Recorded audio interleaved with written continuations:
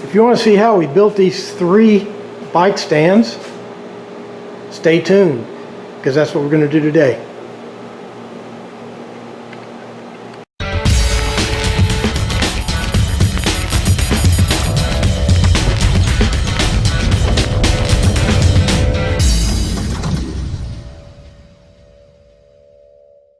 Welcome to Memphis Monday 178. Today we're going to be building a bike stand. I didn't even know that was a thing, but if you Google wooden bike stand or bike stand on the internet, you'll get 10,000 different designs. I got a friend who needs 3 of them, which is a good thing because we can use one of them as a prototype. Let's go over and look at the project and knock off the chit chat. When they asked me to build the bike racks, I looked on the internet naturally, and there's all kinds of different designs. Here's one that's for bikes and whatever these are, the little skateboards. Here's another design. I kind of like this one for its simplicity. The bike racks, it's just a frame with 5 of these round logs and then propped up in the back. I kind of like this one. But this is the design they wanted. So this is what we're going to build right here. Here's our prototype. I went and got the neighbor's bike to make sure that the system was working. Let's put the prototype up on the bench and talk about how it's constructed. On the picture we're going by, our inspiration here, it looks like the frame is put together with 2x4s, and then they have this 2x material at 45-degree angle with 45-degree cuts, and then they drive it in with a single screw around there, and there's 11 of these 2x material. Let's go look at our design. Instead of using 2x4s, I took the 2x4s and ripped them down to about 2.5 by 1 3/8. Planed them off. The frame is held together with pocket screws, and there's 2 frames. In the drawing, they used this 1.5 by 1.5. It's called 2x material. But I thought that made it unnecessarily heavy, and we don't want that. So I basically ripped it down to 3/4 of an inch, and I think that'll do the job, and it'll make it a lot lighter. On the sample, they took their 2x material and put a 45-degree angle on it, and then attached it with a single screw right in there, which is okay. But since I've thinned this to 3/4 of an inch on our example, I put this little 45-degree wedge of material in here, then I'll attach it straight through here. It'll actually make it stronger and easier to adjust. Each one of the bike stands has a total of 23 parts, or 22 parts, and each one of them has to be prepared differently. Here's all our stock. I've begun to cut it out. Right now I'm processing the 45-degree angle pieces.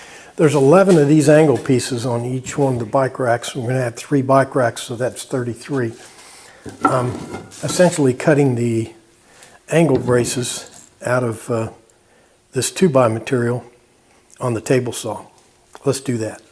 Now what I'm doing is running this 2x material through the saw, and I've basically set the saw so that they're all uniform. And I'll run the piece through about halfway and then flip it over end for end and go the other way. So get ready for the noise.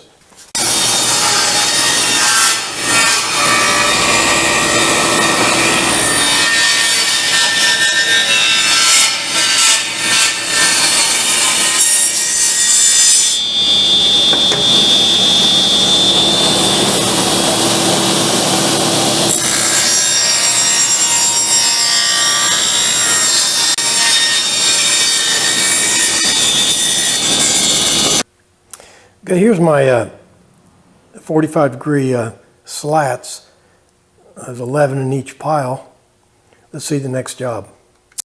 Okay, the next thing is to cut these slats to a length and put this 45-degree angle on them. So now I've got the stop block set up here and my saw set at 45 degrees.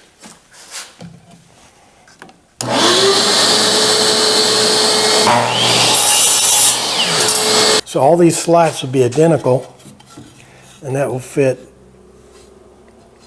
It'll be right at the top of that wedge, and it'll come out exactly perfect at the bottom. I said there were 22 individual parts in each one, and there is, and that's the way it is. But some of them are repeat.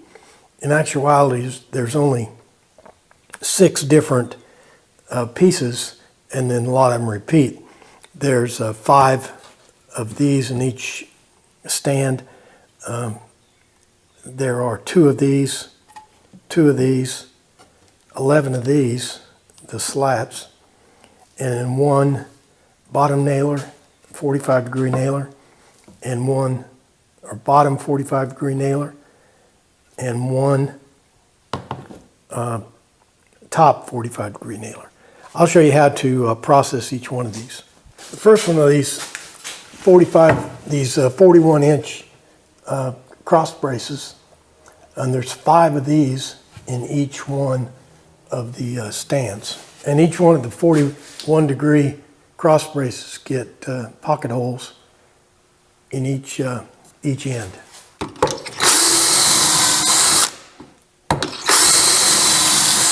These are the next 2 parts right here. Let's see where they fit. The longer of the 2 fits just like that and requires no processing. And the other one fits right like that, and it doesn't require any processing either. So we're done with those 2. The next part are the 45-degree slats. They go in there just like that. And each one requires a countersunk hole at each end, just like that.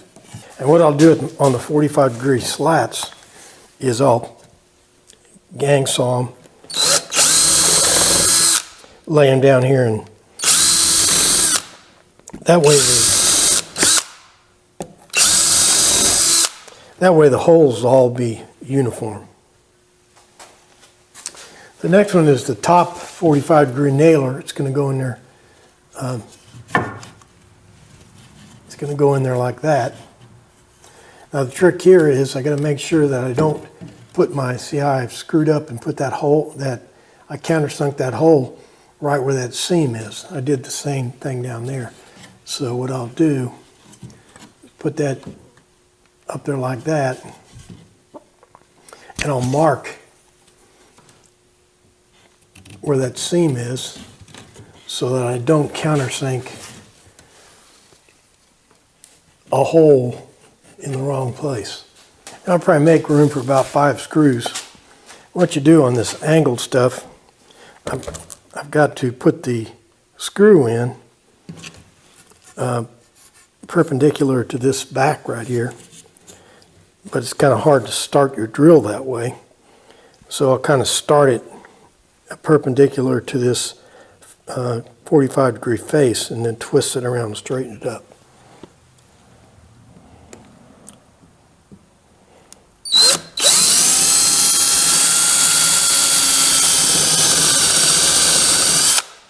This is the bottom 45-degree nailer. Now what I've done is I've gone along and marked where all my 45-degree slats are located, and then put a little dot where I want the screws.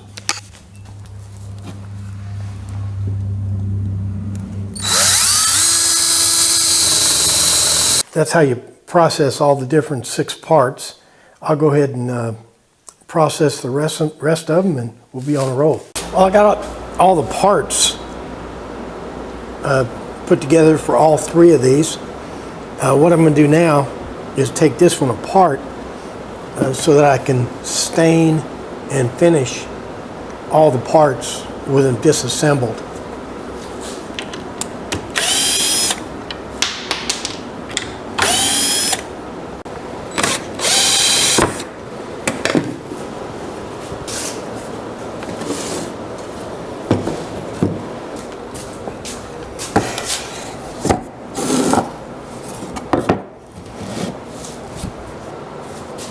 Well, everything's disassembled, and I got everything spread out. There's our angled nailers there. There's our 40-degree slats, frame pieces. Okay, what I got to do now, I'm going to stain these in a pine stain. This could take a while. So what I'll do is I'll put you guys on the time machine, and we'll be back in 1 second with these things already stained. I got all the parts stained. Can you imagine how hard it would have been to stain all this with those things assembled? They've been horrible. Okay, what I'll do now is put some polyurethane on these pieces. It's just a long, boring job. I'll skip filming it, and then we'll do some assembly. I didn't like the looks of the stain, so I'm going to paint these. I've already started to paint them green, so no big deal. I'm just going to paint them, and I'll bring you back when we start doing some assembly. Well, I've got all the first coat of paint on all the parts, and I'll put them out here in the sun to dry. I'll let them dry out here in the sun for several hours. This is the paint we're using. It's basically used for farm equipment and stuff. I've used it before, and it's oil-based, so I could paint right over that stain I put down. And that was the first coat. The second coat I'll put on, it's the same paint, only it's in the spray can, and I will spray it on after I get the thing assembled. Here I'm set up to stick together the bottom frames. When I'm finished, I will have 3 structures that look like this.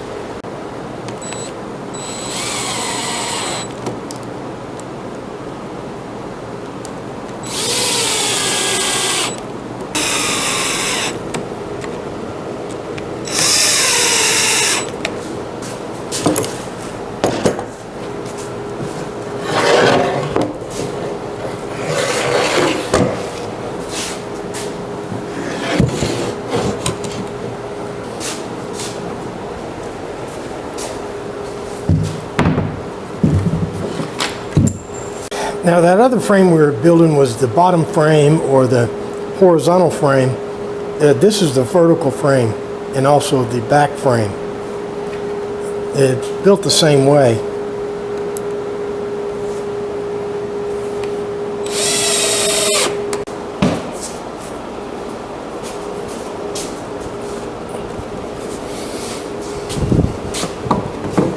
Pre-drilling here.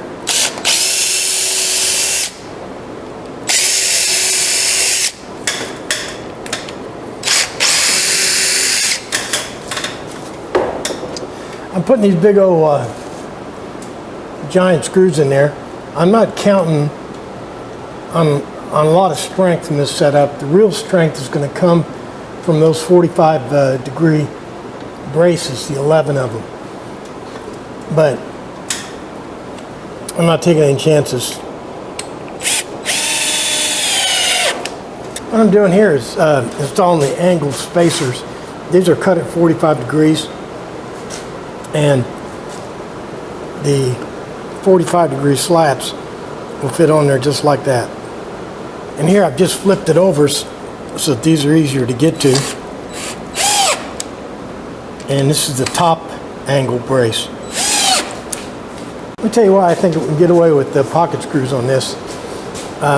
This joint right here, these two boards are held together with pocket screws, but it's reinforced across the joint with this angle brace.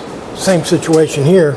We have pocket screws through here, but this joint is crossed by this back section here that holds the joint together and stiffens it. And finally, the third joint, same thing as the other angle brace.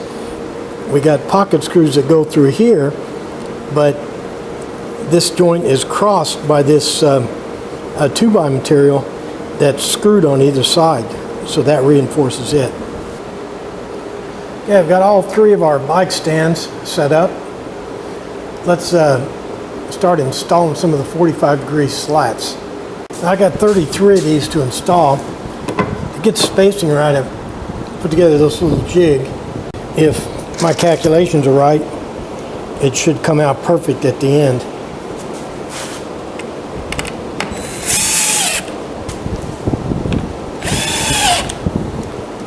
Let's see how close I was.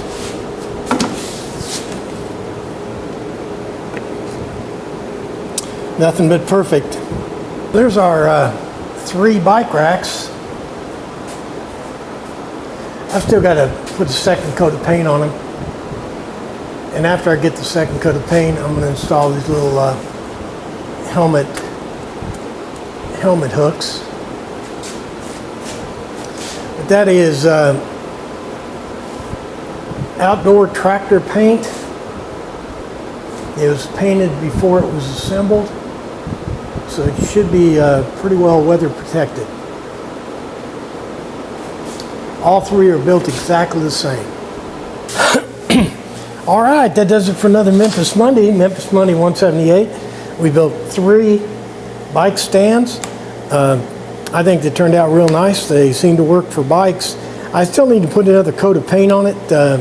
I used some paint that takes 24 hours to dry, and we assembled it. It was still tacky, but I don't think that'll hurt it, when I put the second coat on. Well, anyway, I think you got some takeaways. Building nothing. You could build this thing in your garage. Out of very simple design. No fancy tools needed, and the only complication comes when you got to build 3 of them. All right, so that's it. Like and favorite and share and Facebook and all the stuff you do on the internet. But most important, what? Make sure you're back here next week for another exciting Memphis Monday. Thanks for playing along.